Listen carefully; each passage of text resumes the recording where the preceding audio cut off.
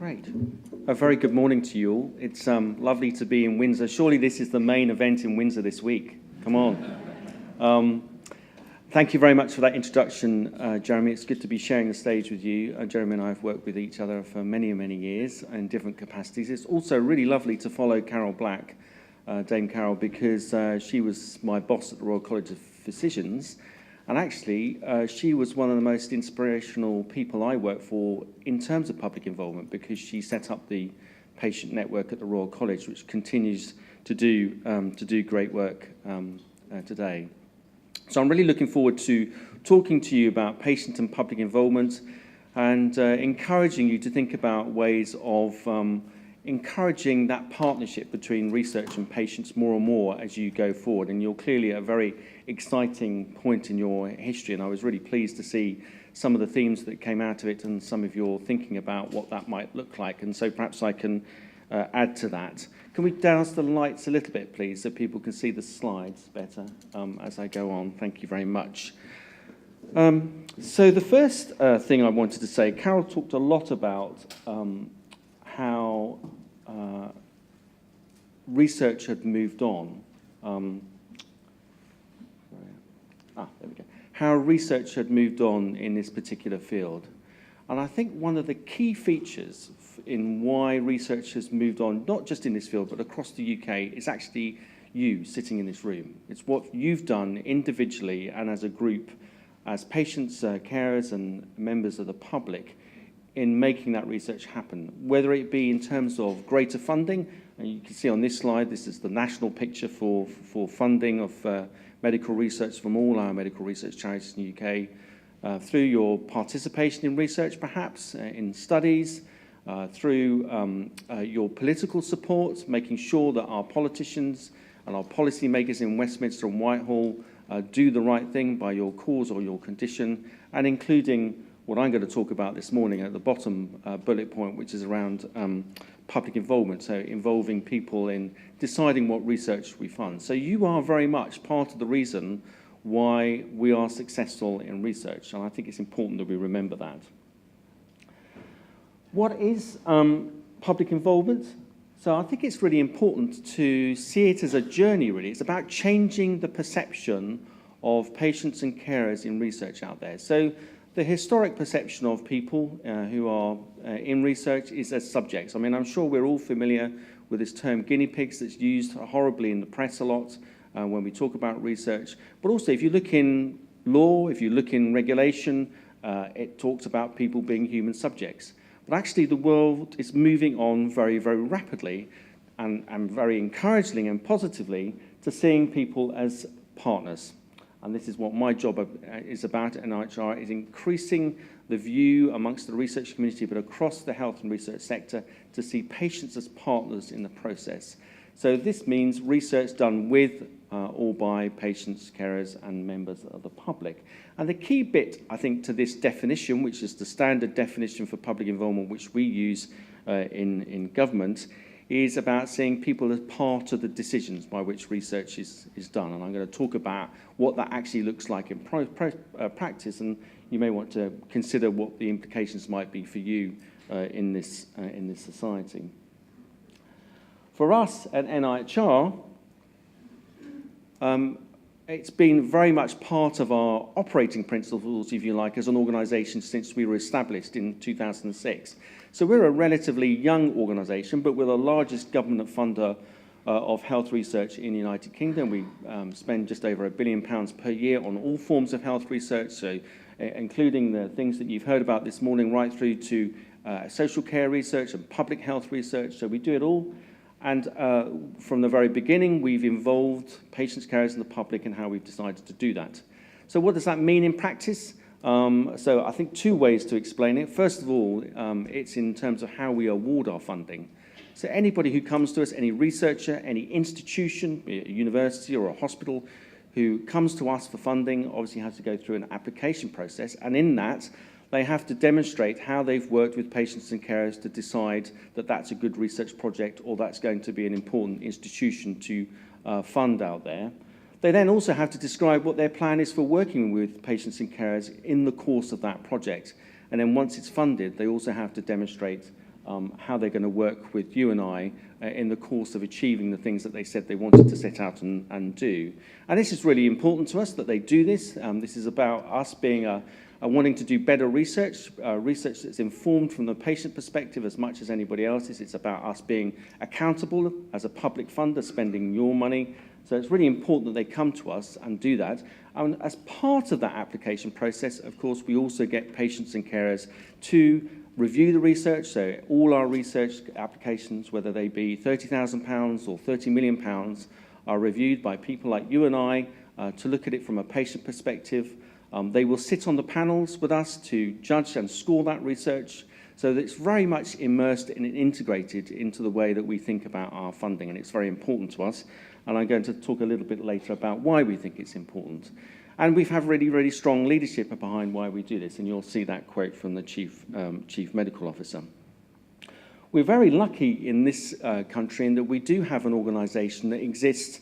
Its day job, 24/7, is to promote and advance public involvement in research in all its manifestations, and that's called Involve, the organisation, as Jeremy said, that I used to chair, and it's there to help you, both individually and as a society, with resources, toolkits, guidance on how to do public involvement, how to approach it in the best sorts of ways, etc., etc. And also help us to do some bigger, deeper thinking about some of the issues that might be out there in terms of specific conditions and how we think about research, research to treat and research to intervene and help people. So a big one for us at the moment, I'm sure it is for your society, is the diversity of the people who are involved in research. And if you look at that, it's not very diverse. And we want more diverse voices, we want more diverse figures involved in our research because that will make it more relevant.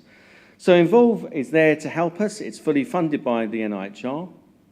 And it has a growing international reach and reputation.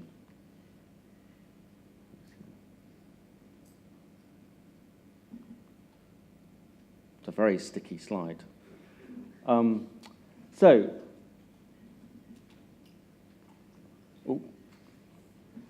forget that previous slide. So anyway, the point about the previous slide was that it's got a growing international reach, and we do have now a world movement in public involvement. I've just set up an international network in public involvement, which has about 200 member organisations and people, so across all the continents, from very sophisticated organisations, well-funded ones in Canada and the US, to in some cases it will be an individual patient in a country pulling together a very informal network to try and do the things that you're doing, going back to your own history, being those people around the kitchen table with researchers and scientists thinking about how can we promote this activity, how can we make the world of research better for patients in our particular nation. It's also becoming really, really important to other funders. So this is just a random collection of some of the charities, but also pharmaceutical and other industry organisations that are now really doing public involvement quite deeply in terms of their organisations. And so I think you as a partner, in terms of how you think about you working with other organisations in pursuing your research, I think you should be ready to expect those organisations to ask you, how are you involving the public in what you're doing? How are you engaging? Do you match our philosophy for how you are doing this? And part of the underpinning of that is some public involvement standards. So we have recently, in this last 6 months, published some standards for public involvement across all the 4 nations of the UK. They're being tested out there at the moment over the next year, and we'll be finalising them towards the end of 2019. And these basically help you define what good public involvement looks like in a research context.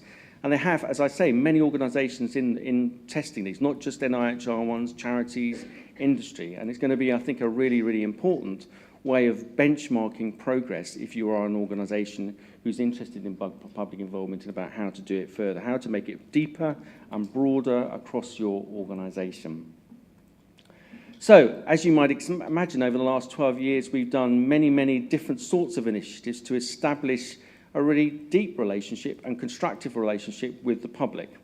And I haven't got time to go through all of those. You have an annual awareness campaign. We also have a very important annual awareness campaign called We Are Research. Used to be called OK to Ask, which is about promoting participation in research and it coincides with International Clinical Trials Day every year in May, and I really would hope that you as a society might come on board with that campaign and help us to promote that message, because it's really very important to us to get more and more people into clinical trials and research on a day-to-day basis. But what I really wanted to concentrate on some of the places where we think public involvement is really, really very important, and how it forms and develops and ensures better research going forward. So the first one is ensuring research relevance. And by this I mean establishing the priorities for research that should be funded in the future. So you can imagine, as a government funder, as the National Institute for Health Research, we have a regular day-to-day dialogue with scientists about what's the science telling us and what do we need to think about funding in the future. And that's historically always been the case. But as a funder, we felt actually what we wanted to do was to get a patient care perspective on what the priorities in research might be. Not because we necessarily felt that they would be very different, but it's really important to us as a funder to get a really holistic view of what are the priorities, what do the health needs and priorities of people out there look like, and how, as a funder whose mission is to improve the health and wealth of the nation, how can we best respond to that? So since 2006, we've been doing a whole set of work to look at priorities in research. We call them priority setting partnerships. It's a method by which health professionals and patients and carers can come together and define those research priorities. And in essence, you end up, as a result of each of those exercises, with a top 10 priority list. And you can see we've done them everywhere from asthma to dementia and ongoing, and now they're moving into some quite interesting areas, including, what does the research priorities look like in the social care profession, for instance. So they've expanded well beyond a very single disease focus. The point about this is not that we want to put our science to a democratic vote. It's not saying that what the patient says is going to come above what science says to us as funder, but for us it's about producing a balanced portfolio of research. And thematically, things come out of this that are really, really important to us. So I absolutely 100% agree with Dame Carol about the fact that we need to do that basic underlying science into causes so that we can develop better treatments. But one of the very important things that all comes out of the priority setting work that we do is an understanding that for patients who are living with a condition, quality of life, pain, fatigue are classically under-researched areas where we as a funder have an obligation, a duty, to put more money and funding. So it's about producing that much more balanced picture and saying to our research community, we want you to do that, but we also really need to look at this because patients and carers say it's important. So setting the agenda is a really important way in which public involvement can be influential to us as a funder. The second one is in terms of actually refining how we design and deliver research. So this is a fairly complex slide. You certainly won't be able to see everything in the back, but hopefully you'll get the slides after the meeting. It's a paper that's appeared in an academic journal, and in this paper, the research team identified all the different ways in which patients and carers could influence positively and constructively on how that research was designed and delivered. And so a lot of the work that we do with patients and carers is looking at, for instance, our clinical trials and thinking, okay, so this is what we want to do. How can we do it more effectively? How can we do it in a way that's going to recruit more people more quickly? How can we do it in a way that people are going to understand what we're trying to do in a much more simple fashion? So some of the work that looks like, just to give you two really basic examples, is a lot. We have about 47 young people's groups around the country. So these would be groups of about 15, 20 young people, anything from 8 years old to up to about 18 or 19 years old, who will work alongside researchers in looking at protocols, in looking at patient information leaflets, and trying to put those in a language that's plain and simple that you and I can understand, so that actually when people see this, they can actually see the reason why that trial is important and be more attracted to the idea of being part of it. I know that slide's a bit small for you. Another really simple example of how this works is in terms of actually designing, well, what's the method? What's going to be, again, the best method to get people involved in this? So this is a really simple example from Manchester in this example, this group of researchers wanted to test hearing aids in infants. And their original plan was to ask mothers with young infants to come into the hospital to be tested for these hearing aids. And they sat down with the mothers, and the mother said to them, well, you know, I'm very, very busy. I really can't get to the hospital twice a week. So if you're going to do this study, if you're going to set up this study in this particular way, you're either going to have a lot of difficulty actually completing it, or you just actually won't complete it at all. So why don't you do it differently? Why don't you come to us? Why don't you come and visit us in our homes? So that's what the research team did. They had this van, and they went around people's homes, and they actually tested those hearing aids in people's own homes, and they were able to complete that study much more quickly. Really commonsensical. I know that you might think, well, of course that's how you should do it. But these things do get lost unless you have a patient-carer perspective being brought into the room and being listened to. So, refining the design of studies and what they might look like. Another way in which it's really important to get that perspective is in terms of, just as I say, speed, efficiency, and effectiveness. So you can imagine that as a government funder, our Treasury is really very keen to see how we can show that we're spending money wisely and we're doing it in the most efficient and effective way. And again, this is the way that patient and public involvement can really add value. So people often think, well, if I add the patient-carer perspective, it may actually slow things down, it's another bit of regulation, it's another bit of bureaucracy. But because of the reasons I've just explained in the previous slide, because we're able to do better designed studies, actually we're much quicker and more efficient at setting these things up. So we have various measures in government and in the NIHR to see how we set things up, which are very important to us, are very important to our NHS and university colleagues. And we've shown through some of the work that we've done across mental health, but also in terms of other clinical areas, that where you have mutuality happening, where you have a really solid, strong partnership happening between patients, carers, and the research team, then these studies are much more likely to hit their targets for setting up. They're much more likely to recruit people. That means if you're going to not have delays, if you're not going to have failed studies, then that means you're saving a lot of money, which you and I are providing through our taxes. So we believe it really strengthens our performance as well, and we think we've got the figures to show that. Another last way I was just going to talk about briefly is in promoting access to research through the NHS. So, of course, most people in trials in the UK are recruited through the National Health Service. And we do things like fund about 10,000 clinical research nurses to help build that relationship, to help run those studies. It will often be the person that you talk to most often as part of a study. I'm waiting for the next slide to come up. And so we've spent a lot of work improving access for people, making it more visible in the NHS, giving you much easier routes into research as a result of that. And just to give you one example from Dementia, so this is a website called Join Dementia Research that we set up probably 4 years ago now. And it was a website that was designed fully with patients and carers' involvement. So in terms of all the structures and committees that we had to make this work, you know, whether it be the IT committee or the governance committee, we had people with dementia and carers working alongside professionals to make that happen. And have produced a very effective website as a result. This website is a little bit like a dating site, so researchers can go on there and register themselves and find people who are interested in taking part in research, and people with dementia and carers and healthy volunteers can register themselves and say, actually, I want to be found, I want to help you do research, please come and find me. And that involvement was really, really important. And to give you one very, very simple example, when we were setting this up, one of the key questions you have to ask is how much information should people share about themselves to be able to register on the site? So, of course, our professionals, quite understandably, wanted a lot of information that people provided. In fact, I think the original questionnaire they wanted patients to answer was about 111 questions long. So you've got to be someone with a lot of stamina to answer that and to want to stay on that and to then be registered. And our patient group was adamant.